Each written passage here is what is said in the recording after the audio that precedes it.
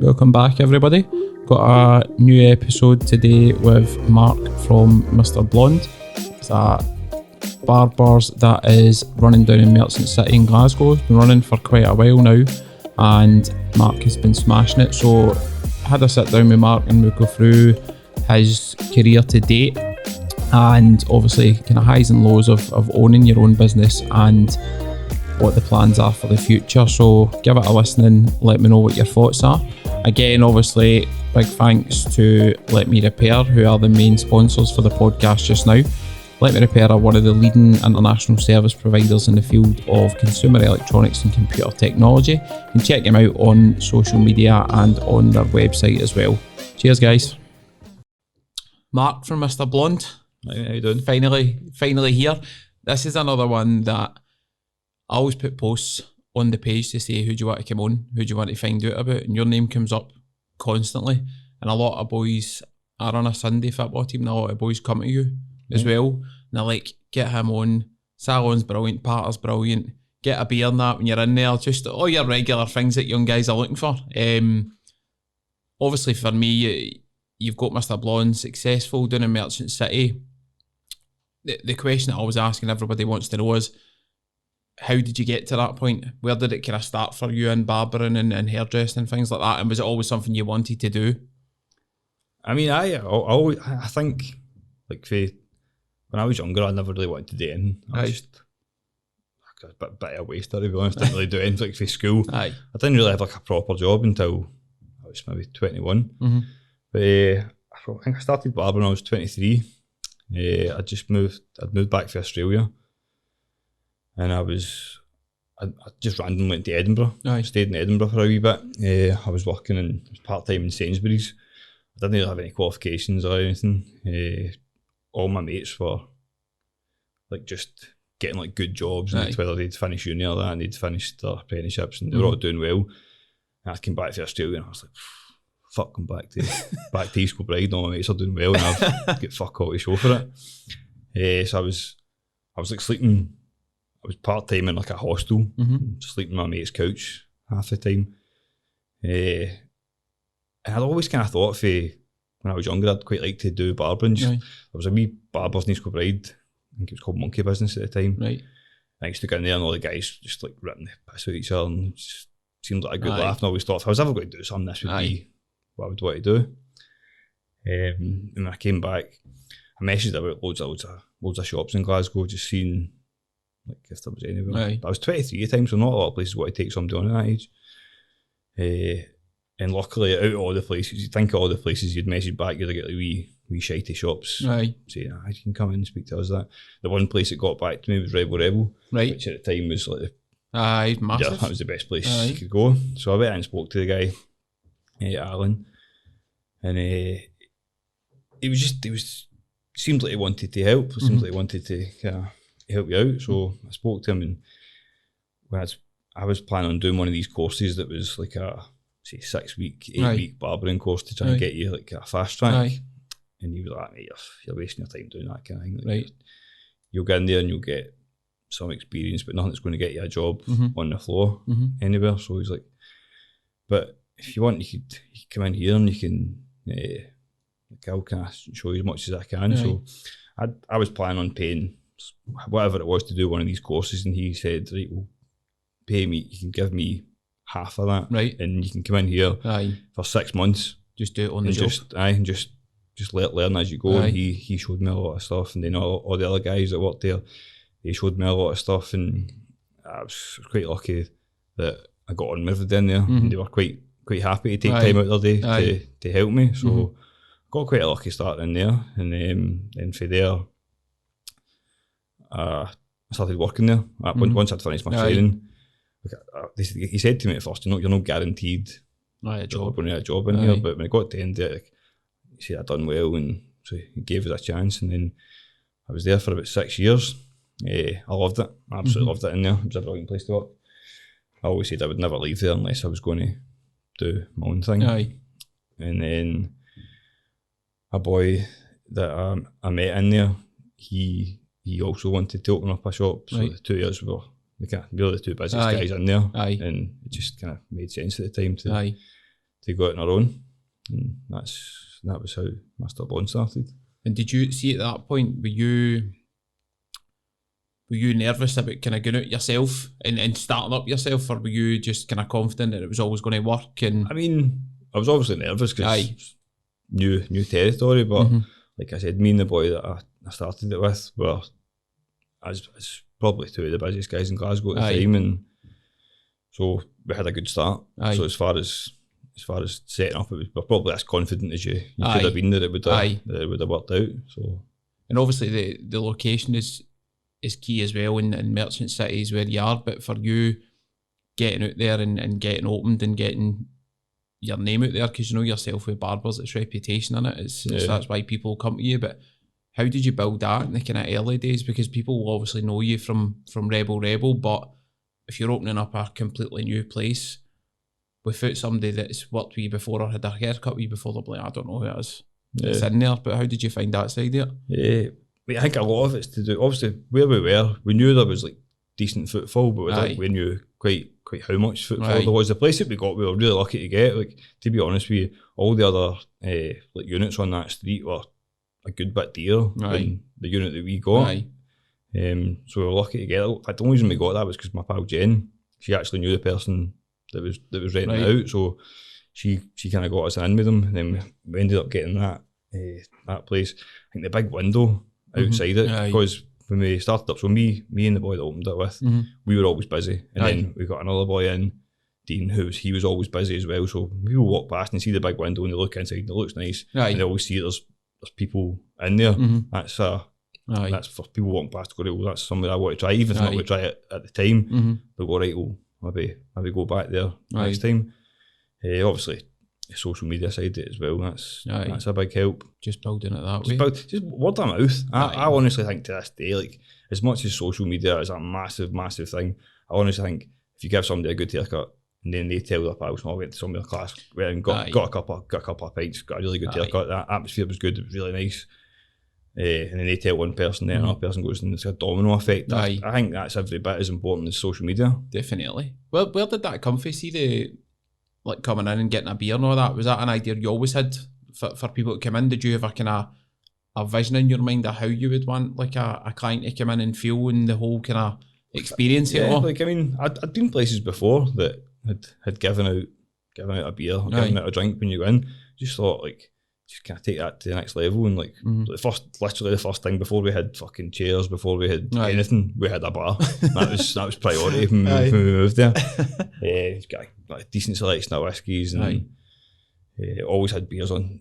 I think like recently we got the tenants tap put in like just after lockdown, and that's been brilliant. You can't keep it in stocks, especially when we first came back after lockdown. You couldn't go to the pub, and we had tenants on tap. Just come for a haircut and get a pint.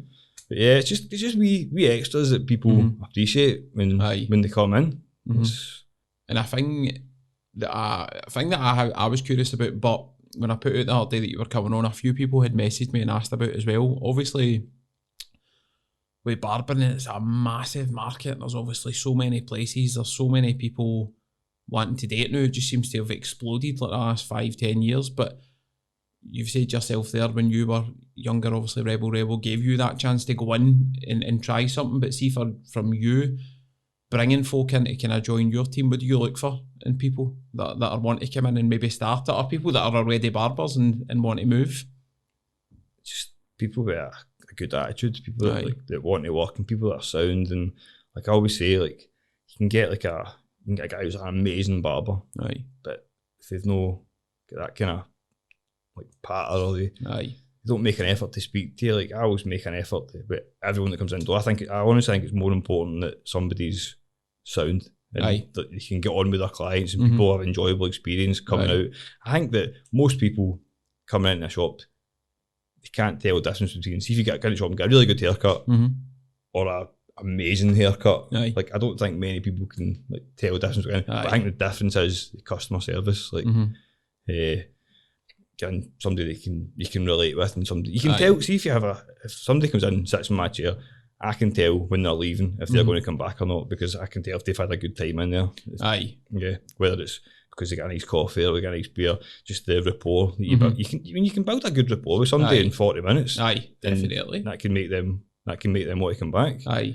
And do you ever get times where you've maybe like cut somebody's hair and that and you're no feeling that? Does that bother you? Oh, honestly, I swear it doesn't happen that often. But like sometimes you sit down, like you'll ask somebody a couple of questions and you can tell straight away it's one word answers, and you know that they're not interested in talking. If that's it, if they want to come in here, some people come in, they want to be laughing at. Some people want to come in, just chill out and no speaking. It's getting them away through everyday life. Just switch off for a wee bit. And that's fair enough. Obviously it's not how I'd prefer to be speaking to people, but that's what the client wants, so that must be murder for you, but if you're, because you always want a bit of chat, don't you? And it's like kind of, it's like when you're in a taxi and it's just like, but then again, at the same time, sometimes in a taxi and you're way up the road and they hum over and they're going, please don't speak to me, mate, please don't speak to me, and then they just want to keep talking, and you're like,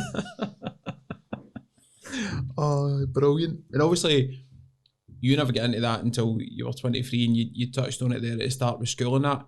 And it's something I bring up with everybody, just for sheer curiosity. But how did you find school? Like, because a lot of people I talk to just didn't enjoy it. The exams and all that were a bit of a disaster. But from your point of view, how did you find it? I love school. Like, I wasn't good at it. Like, I wasn't like book smart by any stretch of the imagination. But I had a right good group of pals. I went to a good school and that, and I loved school. I didn't want to leave so much. I ended up, I actually got chucked out of school when we were in 6th year. We went to Alton Towers with the school. It was the first school trip our school had ever had. And me and X amount of guys lined up fucking mad with it. Like 6 o'clock in the morning we left, and we'd all been at the dancing the night before. We all just brought a bevy with us and got fucking steaming on the way there. And then when we got back, they knew I wasn't interested at school. I was just turning up for the social aspect of it, and they went, right, you can either sign your leavers form or we're going to chuck you out. So I get forced to leave school. I liked it that much. But, How badly behaved were you in the Alton Towers trip then? No, I don't think I wasn't. Not even that bad happened. But it was just a case of fucking Stephen. Absolutely Stephen. Oh, I can just imagine the teachers. And then obviously you went to Australia. What did you do out there? Everything, anything. You just fancy a change in at that point? Do you know, it was like I said, like I've got like the most successful group of mates like you'll ever meet in a group, and they were all finishing uni or finishing apprenticeships, whatever, and they're all just doing so well. And like I said, I'd never kept a job for more than 6 months. I just wasn't interested in anything. Like if I didn't like something, straight away I'd be like, I'm done with this. I'd start a job 4 hours into a shift and I'd go, nah, I'm done. I'd just walk out and try and tell them. Just like, this isn't for me. I just didn't really have any work ethic until I was a bit older. And like I said, I was a bit of a waster until I was like a good bit older. But what do you think changed for the kind of work ethic point of view? When do you think it kind of started to? Honestly, it was just when all my mates started becoming doing well. And I was just like, I'm not just being the loser of the group anymore. That was it. Like honestly, I was just pure loser of the group. And did it bother you at the time? Like, was it something that you kind of just laughed off? Or? I always did just laugh it off. And then as I got older, I started realising, man, I'm going to end up a total loser here and just do nothing with my life. And like, come feel like a nice family and all that. Like, they were always dead supportive and like wanted nothing but the best for me, and I was just a pure disappointment. And then but honestly, it was just literally just one day I was like, I didn't have any particular skills in it, but I was like, I'll just fucking just put in all the hours under the sun. Like no matter, I wasn't doing anything particular, but I would just work longer than everyone. That was just what I said. If I don't have any particular skills, just work longer. If I do that, then that'll give me an advantage. And see with the barbering then, was there a moment for you or a point where you're in your head, you're like, I could go long term with this has got kind of legs for me to go and do something with it? I knew as soon as I started there, it isn't even just like actually the physical cutting hair Aye. side of it. Aye. It's everything that goes along with it. You go into work, you don't feel like you're going to work. It's like a social club. Aye. You get in, all your mates are there. Everybody is happy. You don't really meet many barbers that go, I fucking hate my job. Aye. Like, you just don't. Aye. Like, everybody's happy going to work. And then you're talking to clients all day, and like, it's just a really positive place to be. Aye. I knew straight away this is what I wanted to do. Like I said, I never kept a job for more than 6 months, and then done this, and that's me been the last 10 years. I mean, I've got to ask now, just my own curiosity, what's the quickest job you've left, and who was it? I mean, honestly, there's loads of them that I've not lasted a shift. Remember, there was one that was there was two. One of them, I really didn't really look into what the job was. I used to just go into the job centre website and just like, apply for jobs, and that was it. I remember I turned up for one, and my mum was asking me what it was, and I was like, oh, it's like a sales job. It's like a big centre, and you go there and must be on the phone or whatever. Then I turned up to this place, and they went, right, okay, we're getting on the train. I was like, where are we going? We're going on the train, and it was door-to-door sales. So it took us to this like wee scheme in Kilmarnock, right? And then just like, so the guy walked up to the first door, and we went in. To be fair, the guy, he walked in and sold whatever it was. I couldn't even tell you what it was now, but he walked in and sold it. And as we walked out the door, he went to go in. So I was like, "Listen, mate, this isn't for me. This isn't what I thought it was." And I just jumped back in the train up the road. So, or that, it was either that, or it was you're trying to give away free kitchens. It was phoning up, cold calling people to give away free kitchens. Right. Oh no, sorry, it wasn't to give away, it was to give away like a free quote for a kitchen. Aye. Like Space Designs, I think it was called. Aye. And it was the first time I got in a call centre. So they got you in, they got you to like do a wee fake phone call, and then they just put you straight on the phones.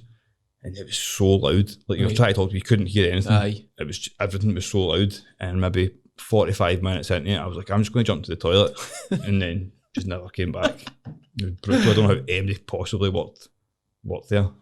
But the door-to-door salesman, like, there's times when you're out and about and you see them and you're like, I just feel so bad for folk. You do. Absolutely. Yeah. You just so, even when I answer the door, you never just want to patch folk, because also you know they're doing it because they're what to earn or whatever, but it must be horrific. I remember when I went there, see all the people, because like when I got to it, all these guys seemed dead enthusiastic and buzzing about going to work. I was like, this must be fucking class place to work. And then I realised what it was. But these guys must have been like buzzing about. Some people must do well at it. I mean, it's a job. It's like, so people must do all right. Yeah. You probably get folk that just love that chatting on folks' doors and fucking talking to your animals, but it's the element of folk that are just like, nah, mate, fucking ease peace. You're going to like these mad estates where nobody's got to buy in, and you're spending 7 hours trying not to get mugged. Walking around it. That's the thing. No, that's wild. Obviously, with a business, you know yourself, there's loads of high points and there's loads of kind of points that you maybe had done things differently or the shit's hit the fan. But for you, is there any kind of big highs and kind of big lows that stick in your mind from when you started the business to now? I mean, the lows. I said when I first started, it was me and another boy that had the business, so that didn't work out. So that was a couple of years ago, and when he left, he took half the staff stayed. Obviously, we had the shop running. We had outgoings that were based on having 8 staff or 9 staff. Right. So when 4 people left, like I had all these bills to pay, and the money that was we weren't. I didn't make a profit for a good 6 months. It was just kind of taking money out of my own pocket just to kind of make ends meet, and try to get people in I mean, you can get people in, no bother. See, if I put up a post, I'd have X amount of people that were applying for the job, but I was just so set on making sure that I wasn't just taking people for the sake of filling a chair, because I think that happens too often, and it's a mistake. So I was making sure that everybody that came in was spot on, but I took a big hit for a while, making sure that I got people in, and as well, see, cause like 4 people left, like my ego took a bit of a shot. I was like, why the fuck why are people leaving? I started wondering, like, am I doing something wrong, or am I making the wrong decisions here? And I did. I really started to question it, and because it went on for a good few months, like shop wasn't making money, and I was like, I'm ready to chuck it a good few times. And did you ever talk to any of the ones that left to find out why they did, or is it just kind of? They left because they came with my old business partner, so I understood why they left, but at the same time, I just thought, I was like, it was just hard for me to take. So that was a real low point for a good while, and then obviously things started to kind of get back to being good again. And fucking COVID hits, and then that was horrendous for a while. But then that's like 2 weeks ago, as far as highs go, it was like the first time in like a couple of years that I got the first month out the way. And we obviously knew the first month was going to be mega busy with everybody getting their haircuts in. But then we knew that it was going to go a wee bit quieter because I just had a haircut. And then obviously the pubs and that were shut and people aren't going on holiday, so you're going to be a bit quieter. So I knew that when the second month came in, that was about as quiet as it was ever going to be. And then when that month out, I was like, right, we're still doing good, even on the worst time. And that was like a real relief. Like that was the best I've felt in a long time. Just knowing that like everything's kind of coming together after a right fucking hard couple of years. So I would say that was definitely the highest point that I've had in the shop, knowing that everything's totally sound and going forward. All the guys that work there, brilliant. Like, could not wish for a better team. Everybody's brilliant. Everybody's sound. Everybody gets along with each other. Just no grief, no drama. It's just, I'm fucking buzzing, to be honest. See, in these situations, but I suppose it could even be the high and the low points. Obviously, when you were saying you came down to like 4 people in your team, and even with COVID as well, how do you keep them all kind of galvanised at that point? Because obviously when everything was changing for you, you've got 4 people left and they're maybe sitting thinking, going, what's going to happen here? How's this going to work? And then with COVID, probably as much as you're probably sitting at points going, I don't know when this is going to end or what's going to happen, but as much as you need to keep going yourself because it's yours, but how do you keep all them ticking out at the same time as well? Honestly, I couldn't keep them. Couldn't keep them going because I was in as much a bad position as them. Like they especially with COVID coming in, like the money you were getting off the government was a joke. And then like the first lockdown, I think the first lockdown nobody was cutting hair during lockdown. Like a few people were, but you were getting absolutely nothing off the government. Like what, £409 a month universal credit, guys that are used to earning kind of decent wages. And then there was a second lockdown, and people started to kind of break lockdown to cut hair because they were left with absolutely no choice, and that was the thing. You're making people pick between paying their bills, feeding their families, or breaking the rules. And that was the be all and end all of it. So it was difficult for everybody. So I got my government grant through for the first time round, and I kind of budgeted for the shop to see what I needed to cover the shop bills, and then with the rest of it, I kind of split that up and tried to give some of that to the guys. But I mean, it was a pittance. Like it was all I could afford. But I try to keep people positive. It's hard in times like that. I was struggling to keep myself positive, to be honest. That's what I was going to say. I mean, there must have been times for you, even taking away the team, where you would have the full fear, because obviously that's your full livelihood, kind of sitting there and you can't do it. Like I said earlier on, like I was ready to chuck it like several times. I just didn't see a point where it was going to get better. Like even when before COVID, when it started to work its way up, and I thought, right, it's kind of getting back on track, and then COVID, and I was like, how am I going to recover for this? And like thankfully, like my girlfriend, my family and all that were like, you've got some class here, like it's going through a shite time, but you need to persevere with this. So, and was that a big help for you, having people around you to, because as much as you'll know yourself when you've got a good thing with a business and all that, but for other people be saying to you, this will work here if you just wait until it gets back to some sort of normality. Yeah, absolutely. I think it's also dead easy for people to like look at it on the outside. Like people always think that because of where it is and it seems like it's well, big enough on social media and that it's going to be mega, it's going to be successful. But there's been times where it's really, really not been. Like, and they can go, oh yeah, but you know it'll be sound. And I was like, I don't know it'll be sound. Like it's, but I had to kind of portray that to people that you do think it's going to be.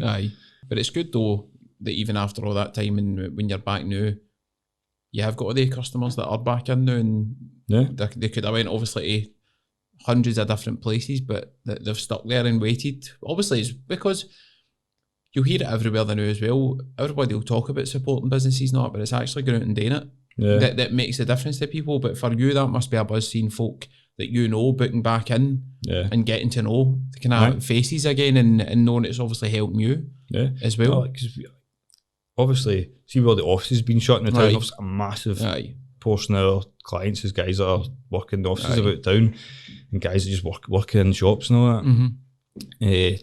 So I was concerned that with all the offices being shut, and then a lot of offices aren't necessarily going to go back. So I was worried that the offices that aren't going to go back, these are guys that maybe live in East Kilbride or Airdrie or whatever, they would only be in town to get their haircut when they're in work. So I was worried about those are the guys that might just start going, I'll just go somewhere local, it's easier, it's cheaper, and I can still get a decent haircut. But then when we came back, I spoke to loads of my clients who were like, nah mate, I'll still come here. Because they're sitting in their house working from home for 7 months, like coming into town's something we look forward to. So that was a big relief when I heard people talking like that. And then the difference up until when we were still on level 3, we were still reasonably quiet. See, but as soon as level 4 hit, as soon as level 2 hit, it's been mobbed constantly. Everyone, the guys that would normally have been in every, like before lockdown, guys were in every week or every 2 weeks, were coming in every month or every 6 weeks. But now that everyone's open again, these guys are back in every week or every 2 weeks. And that's our bread and butter. That's it. And I suppose, as you touched on earlier, the advantage that you've probably got is people don't just come in for the haircut, they come in for the chat. And if you're working from home all the time, it is that hour just away from coming in and having a laugh. And because you might be in the house yourself, or might just be you and your partner or whatever, and as much as you love each other, there's only so much you can talk about inside that time. But it gives you that platform to go and just chat shit for an hour and completely switch off of what you're doing normally. But it's a massive advantage in that sense. See, from a business point of view for you, obviously, whether it's barbering or anything at all, but who's your inspirations? Who do you look to when you're kind of having kind of shit days, or you're just kind of going through wee patches where you're struggling a wee bit?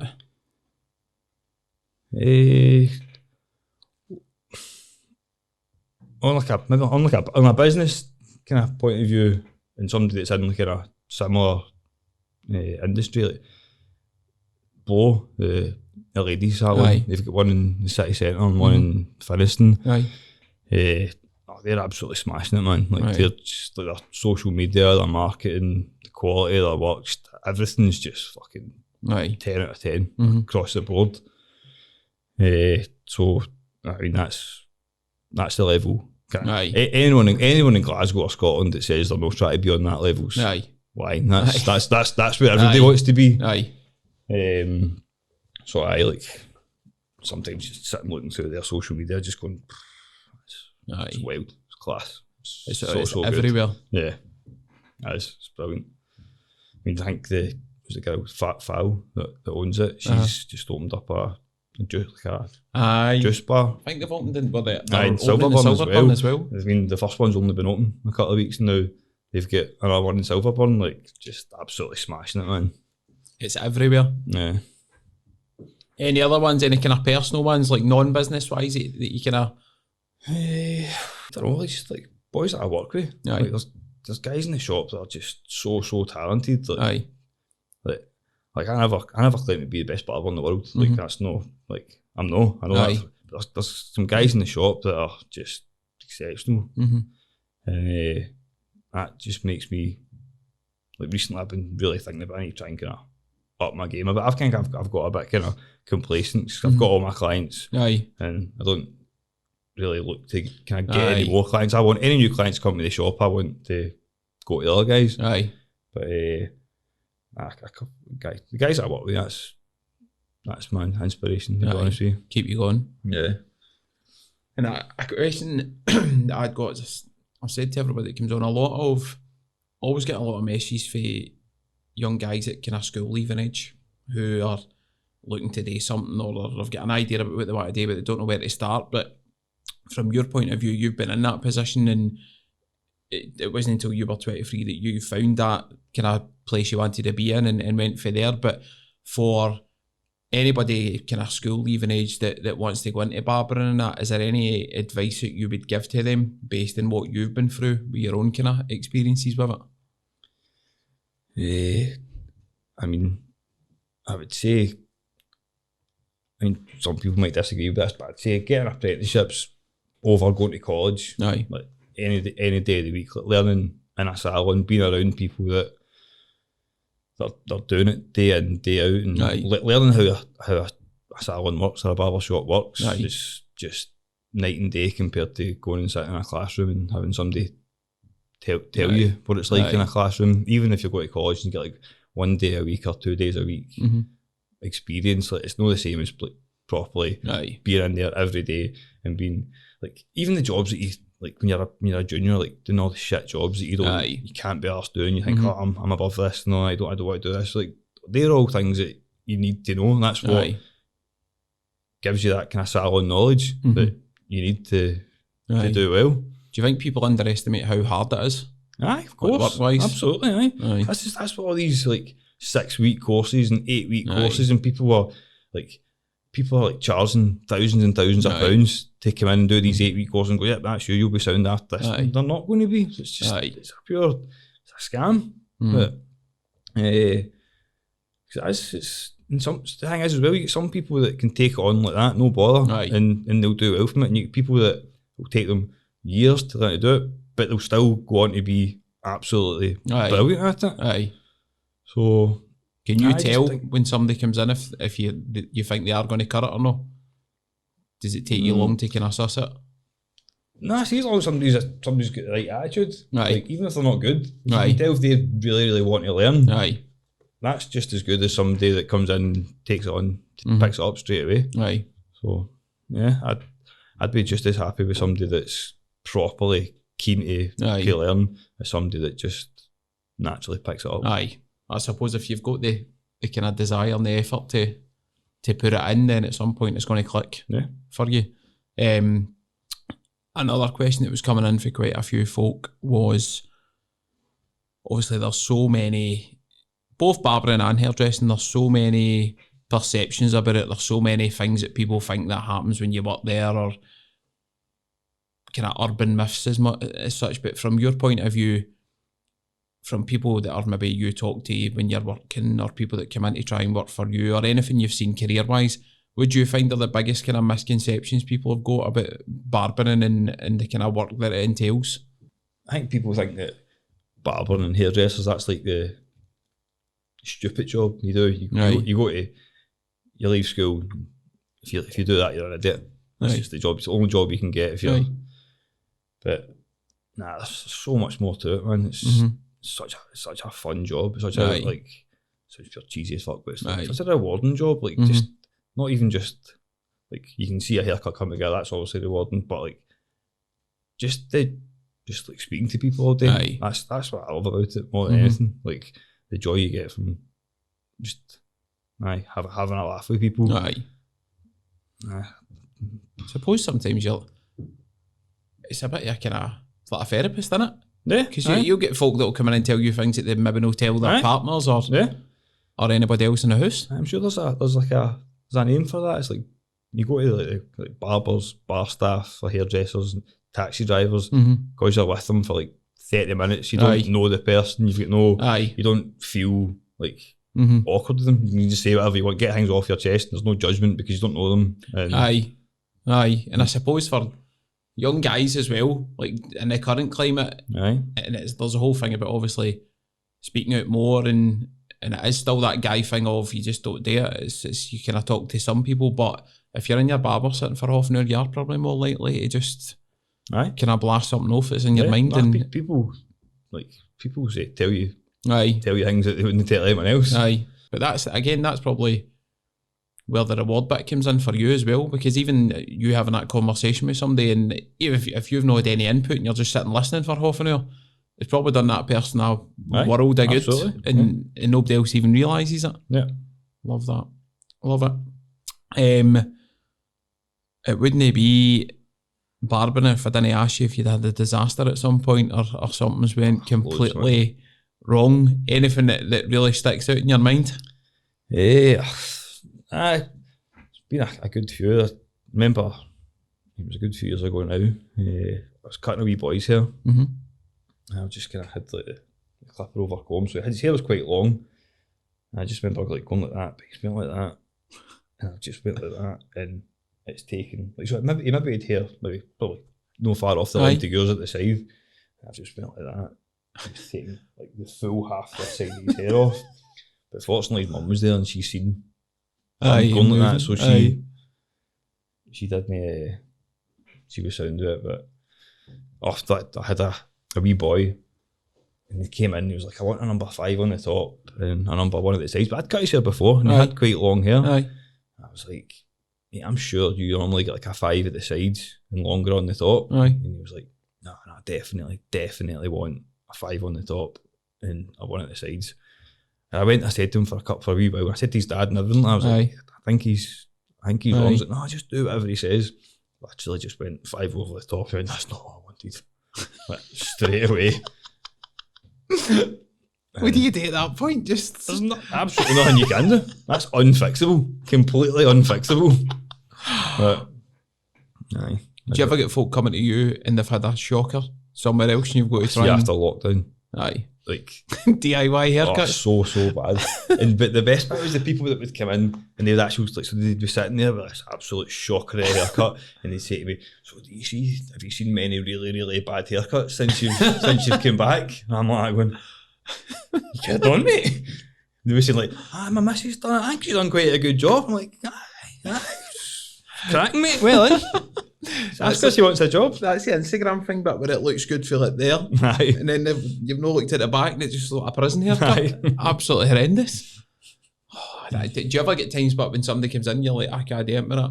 Aye. No idea what you've done with it. But yeah. I had one of my customers. I cut his hair for years, and he had a new job starting the next day, and he couldn't get with me, so he just went to a local barbers, and you just get normally it's a skin fade like zero back sides, but they shaved it right up so high, and then they like shaved a line in with like the open razor. Right. So even if I shaved the zero all over it, it's still left the line with this line in the back head. So I had to go to work the next day like scalped, like completely bald. Jeez. The thing was like when he said when we went to work the next day, nobody thought it was weird because nobody knew him anyway. Aye, well, so true. It wasn't like a big shock to him, whereas if he'd went somewhere that he knew. Aye, true. I wouldn't fancy getting into my normal work after a weekend like that. Oh man.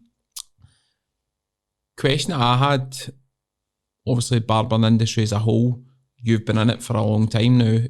Anything you would change about it, if you could?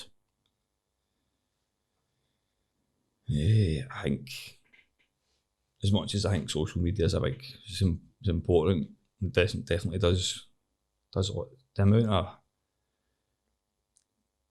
you see guys posting stuff on Instagram and it's just filtered and they look at the haircut, they look like a cartoon. They're just that heavily edited that it looks nothing like the haircut. And people come in asking you for a haircut that looks like something, you're going, "Mate, it's not how that haircut looks in real life."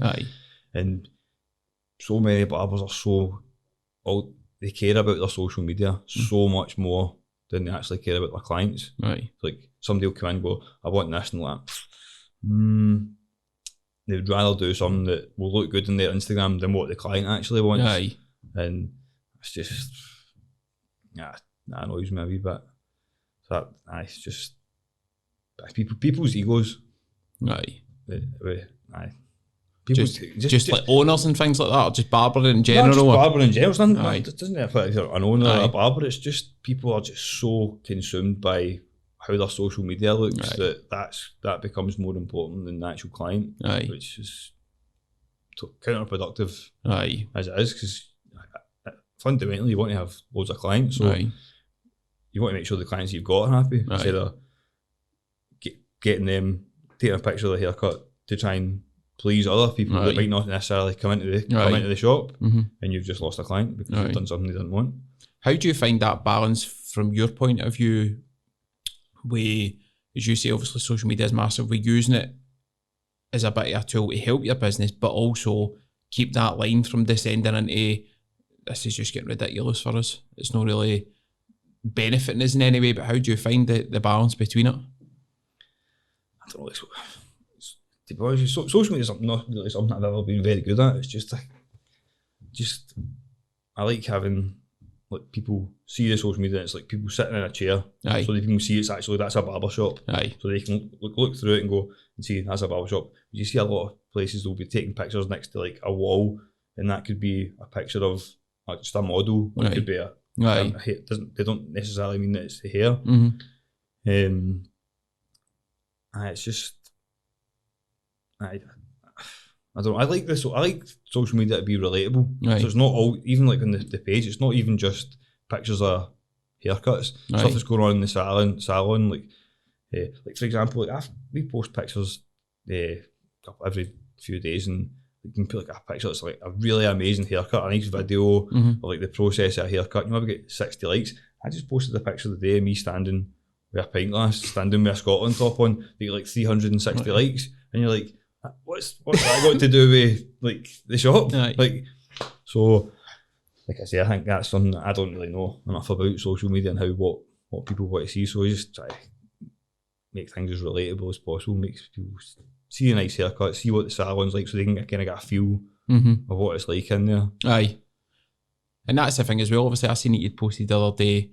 Well, you'd posted it ages ago on lockdown about the whole NHS thing, and when everything kind of gets back to normal, and you'd put it up the other day. But what was the thought process behind that? Obviously, for anybody that doesn't know, how did it come to you in the first place?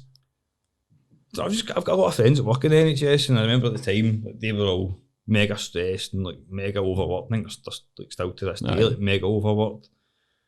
And I just thought it'd be a nice thing to do. It's just free haircuts. It doesn't cost us anything to do. It's just like close the shop for a day. And I've got, so I can get, we're going to do it next couple of Sundays of this month, or in the next couple of Sundays. We get three chairs of like gents hair, 3 chairs of ladies hair, with a few people offering to do makeup, lashes, somebody can make cocktails, people giving food, and just make it a wee kind of party day. Like, we want to do it for ages, but obviously with all the restrictions, don't want people moaning about it, saying, oh, that's not COVID friendly and all that. So I think we're now at the point now where hopefully we can do stuff and people aren't going to have you always get one. That's it. That is the thing that kills me with social media. Like, you could put anything up that will be amazing, and one person will comment on it in a pure shitey manner just for the sake of doing it, and then just fuck off again and leave it. It just riles the life out of me.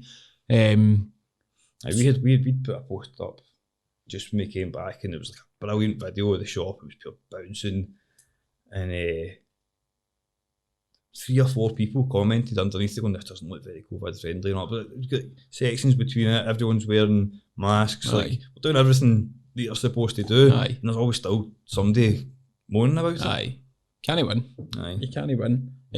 So how does that work then for people using it? Do people need to contact you, or are you going to come out with other stuff before you start them? So obviously we just put up that post that was more kind of to get other people involved with other brands and that, to get them involved. And then once we've picked a day, we'll decide like what time we'll be open till, and then we'll just make it like book it on like a normal day. We'll tell people to phone up more if we want to get people to share it so that they can spread it among as many people that work for the NHS as possible. We'll probably go to the hospitals or the doctors, surgeries, whatever, and give out flyers and that so that as many people as possible. We're going to try and keep it open maybe maybe like 9 or 10 till between 6 and 8, and we'll have like different people rotating shifts. So we've got 9 chairs. So throughout the course of the day, we hope we can fit in a right good few people. Brilliant, love that. Question to ask everybody that comes on, obviously, and you've set yourself up, you've said all your pals are successful now. The whole point of this is obviously to speak to different people who are doing their thing in whatever walk of life it is, be it a job they love or a business that's theirs that they've built. And I always ask my guests if there's anybody that you know that you think would be good to come on that's doing brilliant things in their own field. I've got loads, but I'll probably stick to the guys that've got businesses. My mate Chris McSherry, he's got functional fitness in East Kilbride. It's a big massive unit, mostly like group classes. I think they do PT as well, but so they've been up for a good few years now. They've got mega clients. He's smashing it. So he's just recently taken on the second floor of the gym as well. Right. I think he's putting in like a spin studio and another weights room. Right. He's just doing really well, just getting bigger and bigger. Functional fitness they're called. And other one I'd probably say, even though he's not speaking to me now because he spat it down with me because my mate is a joiner, Jamie the joiner. I moaned at him because it took him too long to finish my walk-in wardrobe, but it's finished now, so we've made up. But he's absolutely smashing. He's like, the quality of his work, his social media is brilliant. Social media is the biggest thing for him. He's always been a busy guy, but since he started his social media, like he takes people through. It's just like, it's one of these things that you watch. I find myself watching, I'm going, why the fuck am I watching my mate at work? Like just in the rabbit hole, hanging a door. I'm like, why am I watching this? But he's got like some big clients, the guys that are watching it. He just posted the other day, like Mrs. Hinch is sitting watching his videos, so he's obviously doing something right. But I just try to get hold of him. The hard part. Busy man. That's two good ones because they're totally different. As well. No, I like that. I'll try and get the both of them. Another one that I always can ask everybody, and again, it's just purely a curiosity thing. If you were to go back and speak to your 16-year-old self, kind of based on what you know now, what would you tell him? I don't know. I'm quite happy with how things turned out. And like, even though I kind of fucked about, like when I was younger, like I had a really good time and I did loads. Like if I'd just went and I've got loads of pals, like I said, loads of my pals that are really successful. They've just went and get jobs or like started apprenticeships or went to uni straight from school, and I just kind of did whatever I wanted for the first however many years of my life, and done a lot of travelling, and I've lived everywhere until I was like 23. So I probably wouldn't tell me to change it. Happy with that. Love that. What does the future hold for Mr. Blonde? Where do you see it going?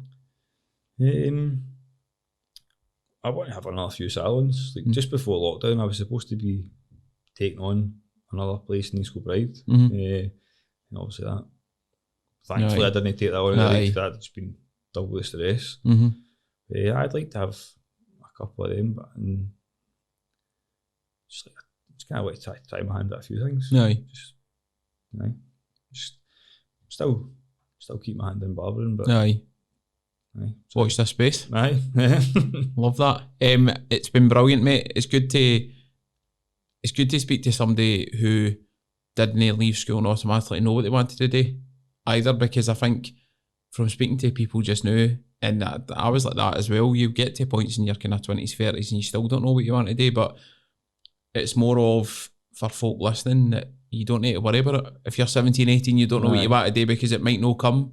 Then you might not be 21, 22, whatever, before it actually you find the career you want to be in. And it's good to hear from your point of view that you found that at 23. It then turned into a career, which turned into a business, which is thriving now off the back of that. And you can obviously pelt all your pals now because you're smashing it. It's been brilliant, mate. Thank you. Cheers, mate. Appreciate it. Thank you.